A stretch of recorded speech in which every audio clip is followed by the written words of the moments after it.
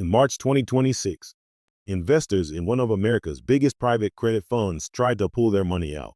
Not a small number of them, almost a quarter of all assets. The fund's response: you can have 5%. Come back next quarter for the rest. In Blue Owl Software Focus Fund, the one loaded with loans to tech companies, investors asked for 41 cents of every dollar back. The fund gave them 5. Then Ares did the same thing. Then Apollo. Then BlackRock. One by one, the biggest names in private credit put up the same sign. Redemptions capped. No exceptions. And suddenly a $3 trillion corner of Wall Street stopped pretending to be liquid. Private credit is the lending ecosystem that lives outside traditional banks. After 2008, banks pulled back from risky borrowers. Private credit firms stepped in, lending directly to mid-sized companies at rates banks wouldn't touch. For retail investors, the pitch was simple. Bonds give you 4%. These funds give you 9. The catch: you can only redeem quarterly, and only up to a limit. As long as money kept flowing in, nobody asked questions about what happened if it stopped. The loans inside these funds take years to mature. They can't be sold in a day, but the funds promise quarterly exits to millions of ordinary investors. That gap between what's inside the fund and what investors think they can access, that's called a liquidity mismatch. And it only matters when everyone panics at once. When redemption requests started surging, managers did what the rulebook allows. They triggered the gate. The gate is a legal mechanism.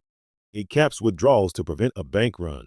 In practice, if you want your full investment back, you join a queue that moves at 5% per quarter. Do the math. Full exit could take years. Blue Owl went further. In February, they permanently eliminated the redemption window on one of their funds entirely. No more quarterly exits. Just something called return of capital distributions, paid out at management's discretion. No date, no guarantee. Jamie Dimon had warned about this. Not this crisis specifically, but the principle. Private credit, he said, doesn't tend to have great transparency or rigorous valuation of its loans. When the cockroaches appear, there are usually more, and the loans themselves are the real problem. Private credit firms lent heavily to software companies, the sector most exposed to AI disruption.